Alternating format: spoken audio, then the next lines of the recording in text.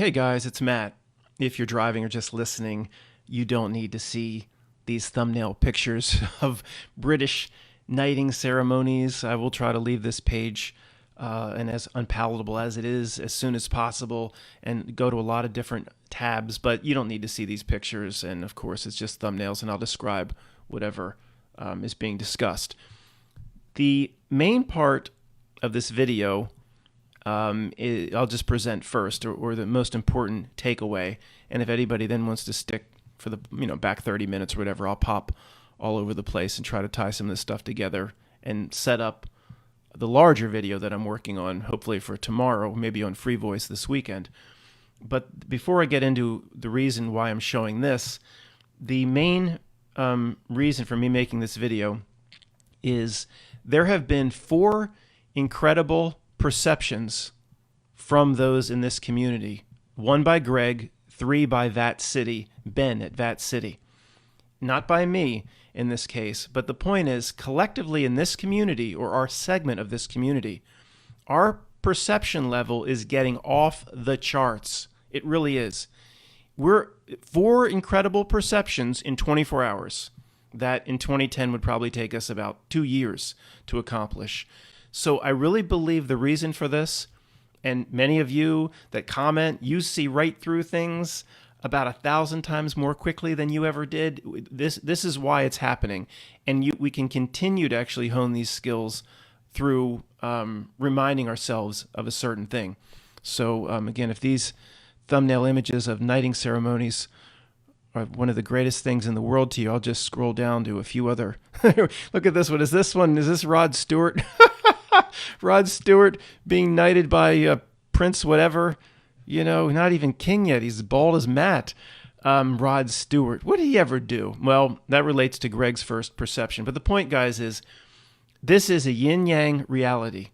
One part moves, the other must move in behind it. I'm completely convinced of this. And if they are going to, you've heard me say this before, but remind yourself of this every day. More importantly, remind your subconscious or unconscious of this every day. If they're going to take gigantic bites of the shit sandwich and move the yin, the yang must come forth to take its place. If they're going to continue to take unprecedented bites of their shit sandwich, then it must give to us on the back end. It must give to those that demand to be given. Not ask the ether for something. I'm going to ask for something. No. Who knows what creepy thing might show up if you ask the ether? I can't stand that. No, you demand to be given on the back end. It's that simple. And I'm talking in terms of perception. And we're getting the perception, even though maybe if we don't go through this ritual every day or not, where I remind myself that, if they're going to take a bite of the shit sandwich, then what I want is, or I demand, is just off the charts hyper perception. And Ben and Greg, 4 major perceptions in 24 hours. And it's almost good that I didn't go through all the rigmarole of printing big, huge books, because the book is just constantly being updated and refined because our perception during these times is off the charts. So tell yourself that every day to remind your subconscious, unconscious, I believe, much more powerful parts of you. The ego mind, the fog of the ego mind dominates this place while we're here. So let me just, the reason let's just do Ben's first. And we'll do Greg's first because Ben has 3. We'll do Greg's first related to this knighting, this nonsense. Let's scroll down here. Who else has been lucky enough? Sir Andy is Scotland's greatest tennis player. Okay, really? Let's go up here. Was Ringo Starr up here? Michael Caine, he's Alfred, Batman's Alfred. And here's Ringo showing his, knight or whatever he got. Little, these are the different, showing different medals. And, there's, if you're an American, you can get something like this. You can't call it a knight though, because you're not of the British citizenry, and you can't be a knight or a dame. You're an American. You get something similar, the way I guess the Germans awarded the German Cross to Henry Ford. But if you're a British citizen, you can get a knighthood. like Ringo here, and I think like the real knight, like there's different levels of it. And do I know what I'm talking? I have no idea, but I've just heard this stuff over the years. Like the highest level, you probably have to be somewhat associated with the bloodline or whatever. But whatever. Ringo Starr holding up his knighthood or whatever. Let me tell you what. This we are sure of. I think everybody here would agree. Matt, don't put words in my mouth. Sorry, but see if you agree. If you are standing posing for a picture, holding up your knighthood or whatever medal was just given to you by the queen or prince, whoever, if you're holding that up as a winner, you a loser.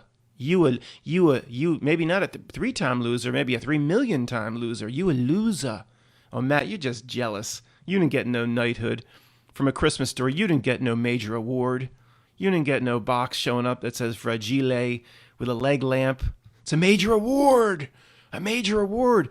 I'd rather get a leg lamp in the mail that was broken. It was broken, remember, than one of these. Trust me, I ain't jealous. Somebody could, the Brinks trucks could line up outside with all these Matt, we want to knight you, and then it comes with $1 billion award. I told you I wouldn't take any of it. Of course, I wouldn't take any of it. Neither would you. But so nobody's jealous. Nobody looks at Ringo Starr here and says, "Boy, I wish that could be me." They do. Those that covet Ryan Seacrest and the red carpet do, but we of course never would. So who else has been knighted here? Who's this? Forget it. Greg. Here's Greg's perception. I'm talking about. Oh, I know why. I was asking him about knighthood, and we were having this conversation. But just out of the blue, Greg, he for like a mental health reason. He's like left a lot of the truth stuff behind. He's my confidant. He'll talk to me for a half hour whenever I need assistance. He doesn't do anything on his channel anymore. And he, basically just, he doesn't have his head in it all day long because it's too dark. It's too, I believe it's, it wears down on you. It's, for some reason I'm able to do this 7 days a week because of when I'm not making a video, like what Ben presented, I'm doing hours and hours of research on that, which leads to the next video. So somehow I'm able to keep doing it because I'm fascinated by it, absolutely fascinated by any sort of glimpse that, further clarifies this clown, ridiculous reality train stop that helps me understand myself. So Matt, get to it. Okay. Greg says, we're talking about knighthoods, and he says, Matt, based on, what you're saying there, I just want to kind of remind you that, in the old days, let's go over and look at this. You've heard of the Knights Templar, and who got knighted in the old days? The Sir Lancelot types, those that wore helmets and armor and chainmail, and those that spilled blood, right? The generals and colonels, and those that spilled blood on behalf of the empire, expanded the territory of the empire, killed the French, whatever, took Jerusalem. They got knighted. It had to do with war and blood and death and expanding the empire. Okay, so it's like when you see, Michael Caine get knighted, whoever these clowns are, he's saying don't look at it as like trivial, that, they got a nice little award. No, these are the knights, like the literal knights of today and navigating the reality of today. Michael Caine, Ringo Starr. The battlefront is rock and roll music. The battlefront is mind control. It's getting the masses into their distractions. The battlefront is, the knights leading the battlefront is TV and movie actors. So don't think of it in any way as trivial. These are the ones that are like figuratively spilling the blood, expanding the empire of today, and much more so, more than any battle could, any army that comes across and, takes territory and land and wins a battle. The battle of the mind and the destruction of gigantic populations giving themselves away and just, dying to just tune themselves down to the frequency. These knights of today are far more powerful than what anybody could do with a sword. Okay, because you go in and you clean out a village with a sword, and you saw what happened in Conan. Remember, your little kids left. He's taken to the wheel of pain, and he kicks ass for the next 40 years of his life. The people that survive the plundering with the swords and the chainmail, they're going to come back hard and kick ass like Conan. Conan, what is best in life? I'm not going to do it. But then when you do this sort of knighting, you have those that just had their villages burned. They're looking up at Andy here, who's the tennis player knighted. They're looking up at these people, and they want to be like them. They want to tune themselves to the frequency. They want to be like Mike. Remember that from the old Gatorade? Like Mike. Want to be like Mike. Yeah, come down to our frequency. The sirens beckon from the edge of the rocks. Sir Elton John and all these clowns. So, Greg was like, I was like, wow, this is exactly right. This isn't trivial in any way. So I hope that came out properly, guys. But I don't know who this guy is.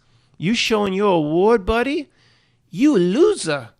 I assure you, you a 3-time loser. You a 3 million-time loser in this reality. There's no doubt about it. That ain't me making myself feel better. You know it. Look inside yourself, and I'm right about that. If you covet the awards and applause of this realm, you screwed, buddy. That's screwed. You're screwed. Sorry. So let's talk about what So Ben's latest video, and I'm still doing some. I'll link to it below. It's very long. I'm going to do a video on parts of it. Because Ben's led me down already a 3-hour rabbit hole this morning, but I appreciate. We're friends. He knows I'm just kidding, and I appreciate his incredible insights. So Ben, in his video, just pulls up one of the most major truth insights of all time, just in passing in his video, saying, "Oh, limbo, how low can you go?" It's like a metaphor for the reality itself. And I'm putting words in his mouth. I don't, maybe I'm sure I'm getting a little bit wrong of what his perception is on this, but sometimes when somebody in this community says something, or I might say something, and you're inner tuning for it, you shake your head like, oh yeah, that's right. As soon as he said it, I'm like, this is exactly right. Limbo, going under the bar. How low can you go? The bar continuously gets low. They put the bar lower and lower. The degradation of the human soul. The degradation of the human spirit, the cutting off spiritual ties. In many cases, limbo, it's flaming. It's hell itself. How low can you go? How low can you, the population, take your spiritual degradation, where you're cutting off all spiritual ties and horcruxing pieces of yourself to this realm? So Ben's like, this is a game put forth, but what the meaning is people willingly participating in the game and willingly taking themselves and the essence of themselves lower and lower. If it says to us, how low can you go? Even they brought it back here with Chubby Checker. How low can you go? So, well, I ain't here to go lower. I'm here to go up, you jackass. Put the bar higher and higher for me. Keep putting it up in the air, 7, 12, 20 feet up in the air. The bar needs to go up for me, not lower. I know that's what you're out to do to the general population, you metal pinning on the chest creeps. But, incredible insight from Ben at Vat City. The others was talking about, the beginning of his video was talking about how thin the pages are in the Bible. And I've always noticed the same thing before I tell you his insight. Well, who wants to see that? Let's just go to this. This is from Kingdom of Heaven, the movie Kingdom of Heaven, which is a pretty darn good movie. I for a lot of reasons I enjoy the movie. I've always wondered, the Bible, that the King James version that was my mother's, given to her by my grandmother, like in the late 50s, early 60s. It's old, and it's the oldest one I have, and use it as a reference, of course. The pages are like super thin. And even before Ben said this, and this isn't even related to what Ben's insight, but I thought, how do they even do this? Honestly, I'm not saying it's some reality breakdown, but it is strange. Like, how do they possibly print this in the late 50s or whatever, this thin? How'd they do this? It's almost like paper. I don't know. But Ben's saying, for a lot of Bibles with the super thin pages, and it's very common in Bibles, because I guess, obviously somebody's screaming at me. I hear you. You don't want the Bible to be 42 pounds in the pew in front of you. It has to be thin, so you can carry it. Book of Eli, the guy be dragging a cart and mules behind him. If they printed it on thick stock, it would become thousands and thousands of pages. Of course, I hear you. But Ben's like, well, you can sometimes you can look or you can set it up to see what the words are that follow a sentence from the other page, and that could deliver meaning. All right. Now, even I think Ben would admit this is a wild theory, but it's something that it should at least be looked at. And of course, then somebody could spend 40 years just seeing what the print is that's kind of coming through the light if you hold it up to a window or do certain exposures on however you're taking a picture of Bible page. This is obviously an endless rabbit hole most of us probably don't want to get into, but generally there could be something there. The most things, of course, presented in the Bible, and I don't, who am I to speak for anybody in this regard? But to me, it is allegory, parable. I don't believe there was any David that really fought a Goliath. It's all meaning, and it's secondary, third level meaning. And if the meaning is hidden for those that that have set themselves up to perceive or understand the real meaning, then maybe there could be, in the way it's actually set up in print, to have certain things bleed through. It just was very interesting. I know people, I hear you saying, well, Matt, it would different if one manufacturer just made the size of the page a little bit larger, then that would throw everything off. I hear you. I'm just saying it was very interesting.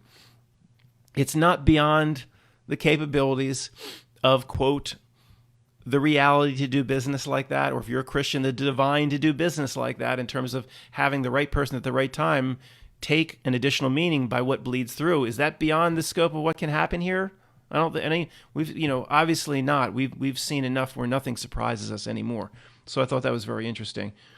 And then Ben was talking about perception. And by the way, I'm showing old paintings I pull up of purgatory here. For what I'm looking into, it does have to do with limbo, related to purgatory, related to other presentations of limbo through mass media, like the really strange Limbo video game I've been looking at for a long time this morning, related to Mobile Avenue, the netherworld between two worlds presented in the Matrix. Mobile Avenue is an anagram for limbo. So this is the video that I'm going to try to expand upon. But so let me just show this for now. By the way, for those that, I'll get into the differences between purgatory and limbo as it's presented to us in the video coming up tomorrow or this weekend. But so Ben, the third perception from Ben is that it does relate to what I said a while back about carrying literally different reality bubbles. He was pondering that, when we can look at something and see, right through. This is similar to things we've looked at, but just the way he put it was in a whole different way, and I'll link to the video. The reality presentation, we can look at it, and it's just completely absurd. Like, what comes to mind every time, the most recent absurdity, I always go back, since it's only a few weeks old, and stinky fresh in my mind, the Jeff Bezos hot water heater presentation. And it's so absurd to us, things like that. And of course, just like the way Ben put it, he's saying it's similar to the separate reality bubbles, saying we have tuned to a certain perception where we're literally seeing through it. We're literally seeing something different than what others around us see. And it just struck me when he said it, that, like hearing somebody else say it in a certain way, it just totally hit my tuning fork and went, yeah, we don't understand it. We are literally seeing something different based on frequency, seeing right through it. Like there's another veil on it, if you will. There's another veil on it, if you will. Now, that others see something serious. When Richard Branson, his failure from Spaceport, USA in New Mexico, spending hundreds of millions of dollars of New Mexico money, U.S. taxpayer money, and probably grants from the Brits, and his ultimate failure of Spaceport USA. Of course, they just rekindle his nonsense, and he beats by 2 weeks or something. They show him up floating around in space, taken off from Spaceport USA. It's done nothing since it was built out in the desert of New Mexico in like 2004. It's just absurd to us for many reasons. But I'm just saying, again, in a too long-winded way, we're probably literally seeing a certain level of it, a veil of it, where there's some sort of a different perception for others, where it's almost literal though. It's not just perception; there's something different that those around us are taking in when they watch, say, the Jeff Bezos, Dr. Evil, Bob's Big Boy in Space presentation, and that is the separate reality bubbles thing is real, and Ben probably recently put it better than I could. So my video that I'm researching now is to do with limbo versus purgatory, and the whole rabbit hole went up looking at the creepy Xbox Limbo video game and the relationship to The Matrix, Mobile Avenue, and things like that. So those were the four incredible perceptions in 24 hours. Yeah, makes sense. So we're benefiting big time because it has to benefit us. Those, down the end of the cul-de-sac, they don't expect this sort of benefit in perception. They're not even looking for it. They think we're even, crazy for even looking in the places where we look. They would rather, the people down your cul-de-sac, they would much rather have a Publishers Clearinghouse award, a major award with a leg lamp. That's all the people down your cul-de-sac want. They don't want perception that leads to a spiritual progression. And you imagine going down, knocking on the door of the guy or the girl in your cul-de-sac saying, "I'd like to tell you what limbo, the game of limbo, really means. How low can you go? One's own destruction of a degradation of one's own spirit into the spiritual abyss." What would they do? They'd throw you out faster than a Girl Scout trying to serve poison to Thin Mints. They'd throw your ass out. So you're crazy. You're lucky I don't call the white van on you. Get out of here, boy. I'm talking about, the divide between us on the bank and the ship. You can't even see the ship. The flat earthers ain't going to be too happy about it, but the ship's gone over the horizon. Guys, you know what? I should never have gone there. There is no shape to me. It's a fluid reality, some sort of virtual environment. To examine it under the door number 1 or door number 2 of a specific shape is to lose the entire point, and to take its bait, in my opinion. But so I should never gone there. Oh boy. The only thing that would be worse in terms of getting comments would be if I said something about a beautiful woman in Hollywood. Then I would get, maybe 40,000 comments about how Matt, you need to understand that ain't no woman, But it's funny, if I say RuPaul, I probably get no comments that it's if I say something else, the video is going to be banned or blocked. I'd like a message to come back, for some strange message to come back from YouTube saying video blocked worldwide except for like one little place like Tanzania or Monaco or something. It's always like, no, they don't do it that way. If you're blocked worldwide. So let's go back to finish out on Greg's perception that, this isn't some trivial award. These are the knights of this reality in the 21st century. These are the blood spillers, because it's beyond blood spilling. It's a fight, a spiritual battle for the soul, for your spiritual connection.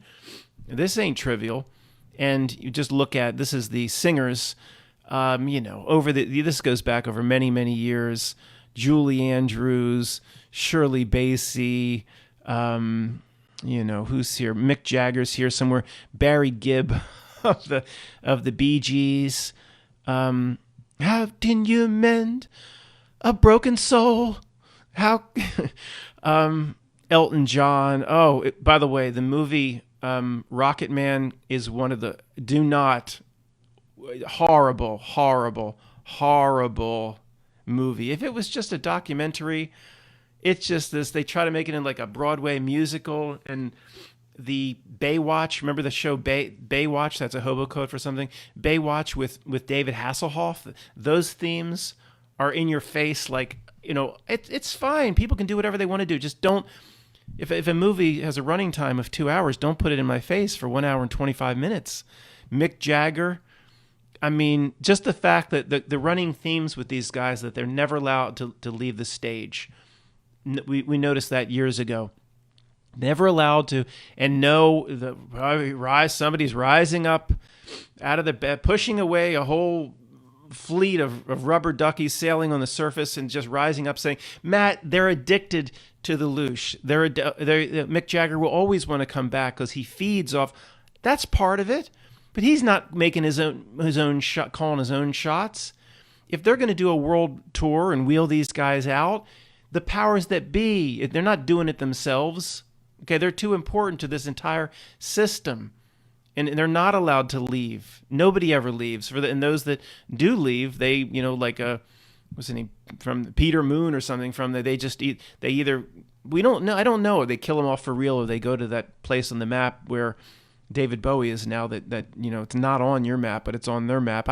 That could be too. It's like, well, if you want out, we got to kill you off officially, and you're going to go to this place, and you never can intermix. You never go back to London again, and the places that regular people can actually visit on the map. You're kind of stuck because you went under the dragon's wing. You made certain commitments to us. I don't know. I'm just speculating how it works, but they're not.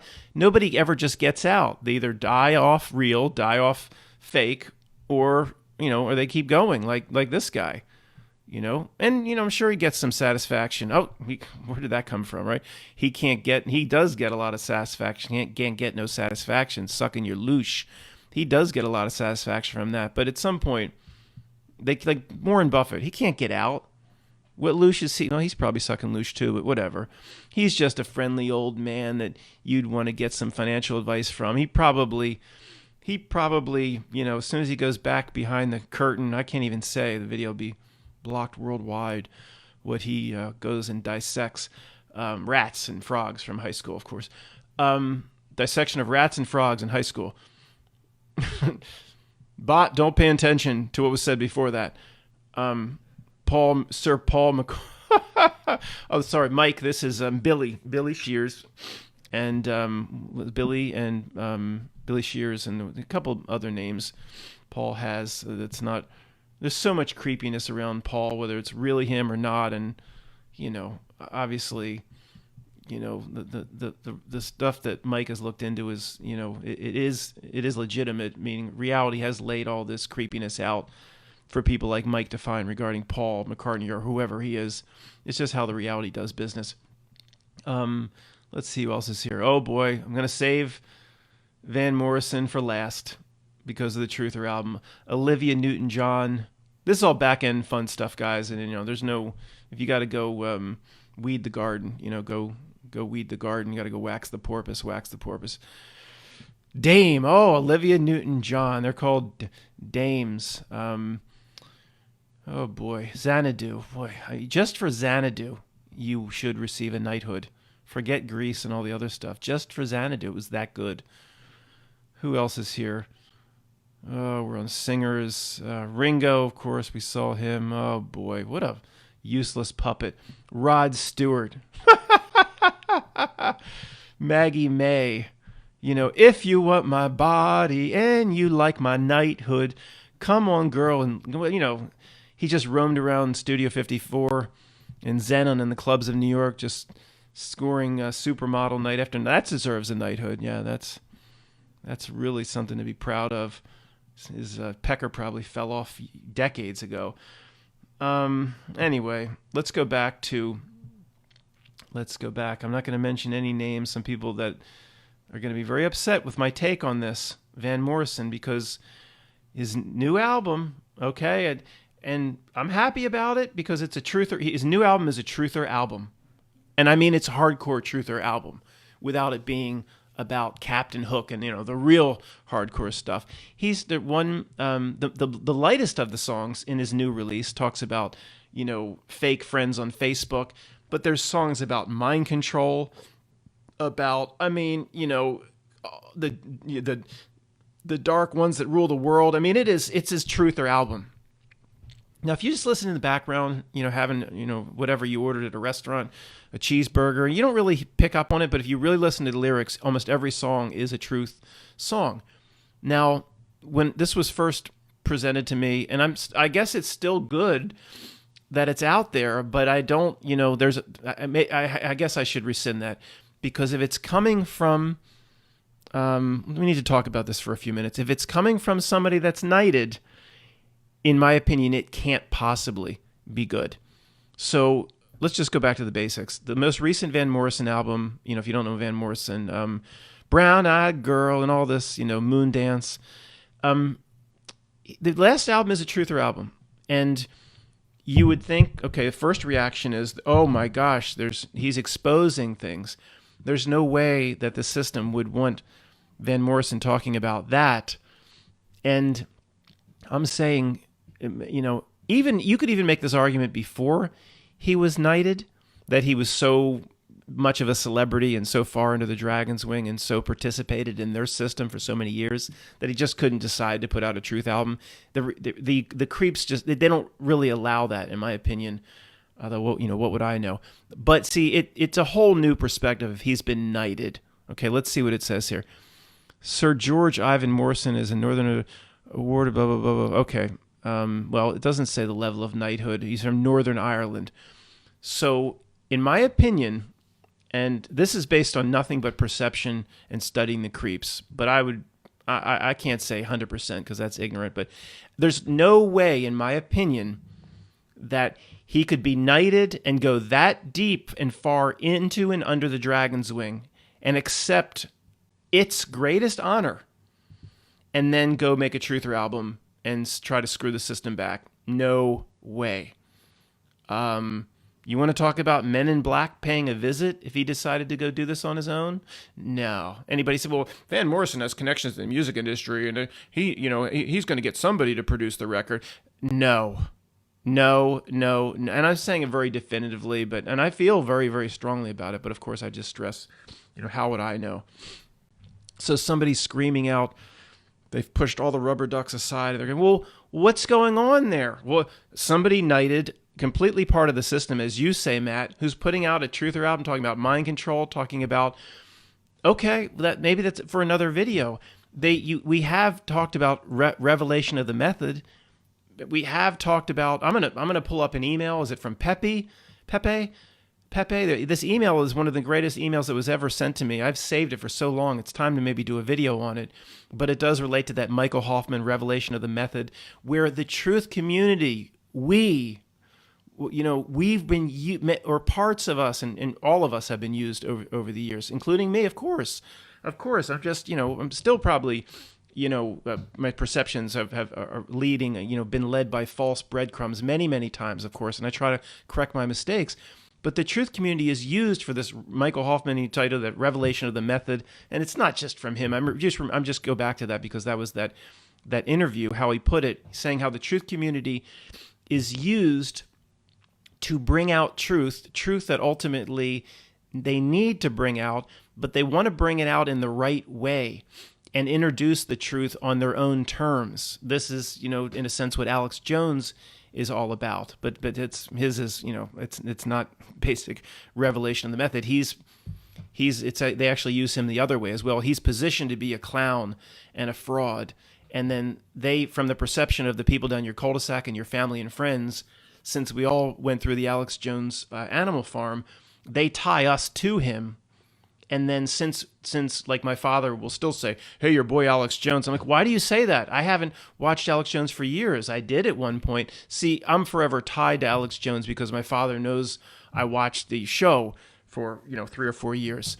And so that's kind of how a game they play as well. They tie us to those in the truth community where they've already crashed the plane on that person. And they did the same thing to conservatives, in my opinion, using Trump. But anyway, I'm going a little bit into the weeds here. It's simply the truth in some way is going to come out. Maybe they can't keep a lid on it, but it's also about a normalization or habituation of getting the truth out in their own way. They want the truth to come out. And then once people buy into it and accept it, then they've got that not tacit agreement. They have your agreement. They have your buy-on that you agree, like the way you people agree to completely operate through their legal fiction straw man, all name caps, first name caps, last name caps, believing it's them, which brings the energy to it. I've talked about, I continue to use a driver's license, but I nullify, I look at the driver's license and say, I need to use this to drive, but that's not me. Whatever that legal fiction thing is on the name, that's what the system wants me to believe is me. But I'm Nuwanda. I'm Matt that's not associated with that. Nuwanda from what he got read or whatever in Dead Poet Society. The system doesn't like when you just declare you're something else, a name that derives power and that's not derived from the system. So, gotta go back to this. So it's a revelation of the method. They want the truth to come out, and then they want everybody to buy into it. So, for example, is there any difference between Van Morrison making an album like this and Anne Murray? I thought I said Andy Murray, but Anne Murray is knighted. Let's look at Olivia Newton-John. Better looking at Van Morrison, but maybe not much better. So they did it with Snowden, the Snowden revelations, and they did it with Julian Assange.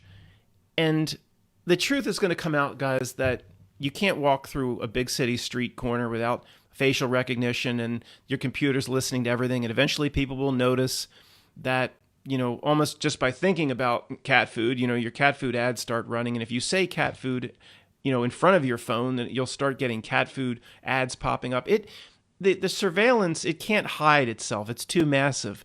So the system chooses to bring the truth out on its own terms through Snowden, through Julian Assange, and those fraudulent stories.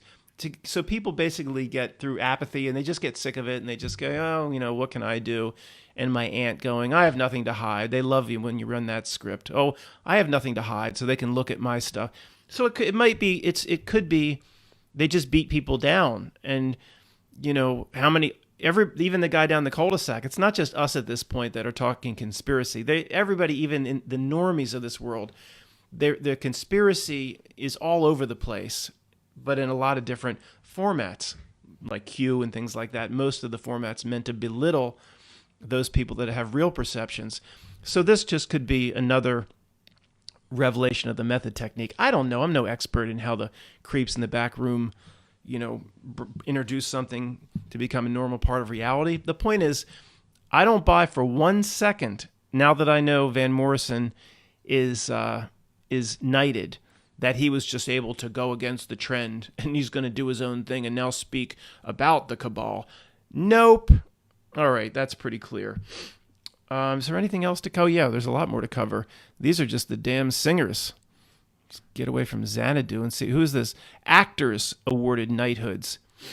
All right, goes all the way back here to old time actors, and there's Michael Caine is here somewhere. Yeah, Michael Caine, who's Alfred, and they have let's see who else there. Daniel Day-Lewis. I didn't know he was English. He's there. A lot of names for Sir Alec. I don't like to think that my Obi-Wan Kenobi is a knighted, but he's always been Sir Alec Guinness. He probably got that after the to me, it's Bridge Over the River Kwai, not Bridge on the River Kwai. That's a Mandela effect for me, but I wouldn't call it an anchor effect. Let's just keep going here. Seymour Hicks. I said Seymour Butts. I don't know who. John Hurt. See, isn't John Hurt the guy originally from 1984? He was the first film adaptation of 1984, I think. Oh gosh, and then he went on to play like similar themes. Themes run through different actors. Then he was the Chancellor for V for Vendetta, and that gigantic truth drop movie showing exactly what the world would evolve into. John Hurt, and there's a theme that runs through Lawrence Fishburne in his movies, no doubt about it. But let's say, what was it? I don't know. Maybe it was like 10, 12 years ago, V for Vendetta. You're watching, or I'm watching with my friends, and it shows, of course, it's about a V, a sickness, and everybody's on quarantine, and the government has ultimate control, and nobody can go out at night, and there's like a bunch of brown shoots and boot stompers, and there's a whole thug element in the government, just arresting people for no cause and no rights. And I, looked down the couch and I said, guys, We have that now, by the way, but it doesn't seem like we have that now. We'll have that just 10 years from now. And they'd be like, oh, you crazy conspiracy son of a bitch. No way that's going to come here. And we have it now, actually. You just don't see it, but it's coming. But the funny thing about it is it's here now. And like Australia gets completely, cities get locked down over one case. But the people down the cul-de-sac or the people, my friends down the couch, they still would argue that it's not here. Right now it's here. And they would just say, oh, maybe it's that perception thing where we see what it really is and Ben's perception. They just see like it's a different veil. But in everybody's perception, you could say, if everybody, let's just answer a question quickly so our reality bubbles don't change the reality. Everybody here would agree in this room that they're locking cities down in Australia over one case. Like, yeah, we all agree that's happening. Well, it's funny. It's hard to understand. Well, if everybody agrees that level of tyranny is happening, how it's a perception issue. But it is that as well. Anyway, who else is on this list? This is making me the level of just general queasiness has come upon my stomach. Just looking at this list and like an illness from like a bad bit of beef. That's what Scrooge said, that you could ghost Jacob Marley. You could be a bad bit of beef. And then Marley screamed at him, ah! Christopher Lee. Oh my, the creepiest characters. Ben Kingsley. I know some of these people, guys, I don't think they're not all dark spirit cookers, in my opinion. Roger Moore. I just think a lot of these people got caught up in the dragon's wing. They were distracted their entire lives. Maybe they haven't been to the real dark Eyes Wide Shut party, Sir Laurence Olivier. I just think like Roger Moore. People like that. I don't know, but you just get they're caught up. Their whole lives have been a distraction of fame and interviews and wealth and sexual acts, and I don't think they're engaging and assisting the darkness. Of course they are, but I think most of these people go to their graves not understanding really what they served. I think they're just like even like Bill Gates. I would say he's not in on it the way we think he is, or the credit we gave him years ago. He's a puppet, plays his role, but does he understand exactly how the screen works and exactly how reality uses him? And I again, guys, I'm pretty strong on this now, that even the guys that we think are these dark overlords like Dr. Evils, that they don't understand as much as you would think. They're used more than anybody. It's my opinion. I haven't been to any Eyes Wide Shut parties, and I don't plan on going. You got to leave the house to attend a party, and I don't do that. Brian Ricks, who's that? Anyway, anybody else that's interesting here? Kevin Spacey. Even the whole creepy role, guys, with whatever he did. It's all a presentation.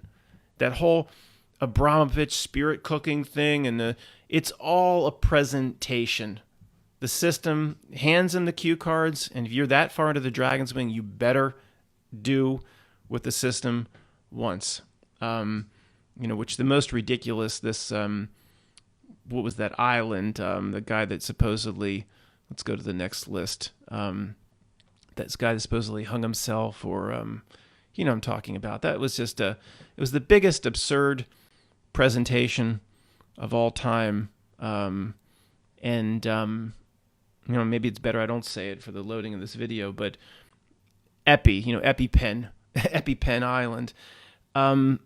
It doesn't, and the first grade truther like gets upset at somebody like me that says that. Oh, you're saying that's all fake, and you're supporting the sickos, and you're supporting the pedos. And no, if you buy into that story, you're actually assisting the sickness. It's covering up the real crimes that nobody's looking into. It's focusing all the attention in one place. The message that comes forth is, eventually all these sickos get taken down. If you buy into the bullshit stories, you're actually supporting the practices and the sick behaviors. First grade truther will be like, oh, you're saying that's not real, then you're supporting the sickos. Kindergarten truthers. Golfers have been given a knighthood. Sir Nick Faldo. Jim Nantz. It's the most obnoxious thing. And I still watch some golf. It's one of the few things I still watch. Laura Davies. Give me a break. Jim Nance comes on. We're here at the 75th Masters, whatever, and he's a normal commentator, Nick Faldo, and it's always on my right is Sir Nick Faldo. Never ever Jim Nance will just say Nick Faldo. Every time, and I mean every single time, he's been there for probably almost 10 years or more. He's never been failed to introduce as Sir Nick Faldo. Jim Nance, he probably ain't going to get a little knighthood, but he's completely part of the system. He's probably been to a few back rooms of some Eyes Wide Shut parties like, oh, I'm kind of here now. I can't get out. He probably wants to get out, but he's too far into the dragon's wing. And don't ever call him not Sir Nick. No, that ain't good. Yeah, that ain't good, Jim Nance. And nor he never will. He never will. Like you would say, if it's just some announcer, why would it matter if Nick Faldo just is called Nick Faldo without the Sir? Just one time. Nope. Ain't ever going to happen. Jim Nance was too far into the dragon's wing with his stupid commercials with Charles Barkley and Capital One commercials with Spike Lee. And oh boy. So they're actually funny together. Three characters that I do not... I like the Jules role that Samuel L. Jackson played, but I don't like them. Spike Lee, Charles Barkley, or Samuel L. Jackson personally.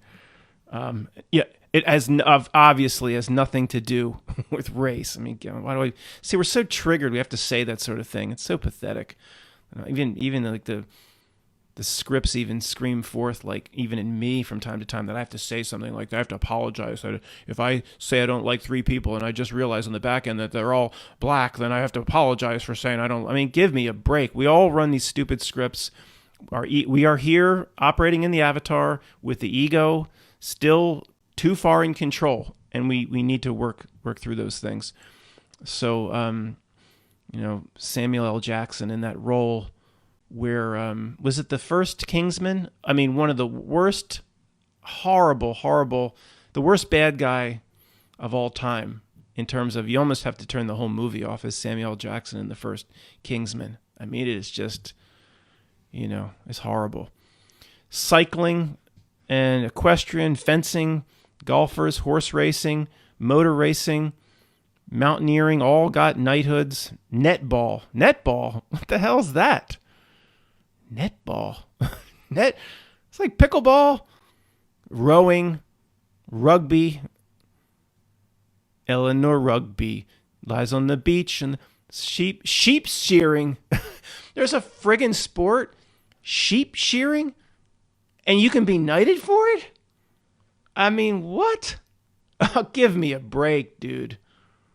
Give me a break. Windsor's, Buckingham. You should have. You could have asked us in this community. Would sheep shearing kind of prop up the perceived integrity and allure of the knighthood, or do you think that would kind of lower it and kind of bastardize it a bit? You should have thought that one through. Squash, tennis, Andy Murray. They got to give it to the Scottish and the Northern Irelands and maybe the regular Irelands. I don't know. They got to give it to these guys every once in a while to make them feel that they're part of it. Make them feel that they're, when of course, they're all inclusive, but if you're just one segment off the bloodline, you don't get that real, probably, I don't know, you don't get that real knighthood. You don't get that real medal. They got to make them feel part of it, like Doyle offered to Sling Blade and what was his name? John Ritter's character, Vaughn, you gonna go down the county line with Doyle to get a? Come on, honey, we'll bring Vaughn and Carl down to the county line. Come on, I'll be safe, honey. We're gonna just get. I want to make them feel part of it. He's. I want to make them feel part of it, part of this party where they're playing outside. Sling Blade, the movie Sling Blade with Vaughn. But it's so funny by them saying right in their face, I want to make them feel part of it. Just from that statement, he's excluding them, of course. So, then he screams at his neighbor and runs off his band. Anyway, I'd love to just completely finish this video out by acting out that last scene of Sling Blade. But, all right, then. What you got in there is any good? French fry potatoes. Sorry. Yachting. Don't know anybody in yachting. Wheelchair basketball has a knighthood.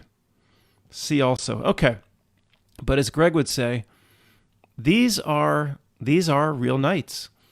The battleground is entertainment. They finally found a better way than just slaughtering people, to actually have people give up essential parts of their own spiritual nature through the endless chasing of the wrong types of entertainment and sports and movies and music. And okay, I hear you. Okay, I hear you about the movies, but you studied dark reality 7 days a week, and you tell me what my outlet should be at night.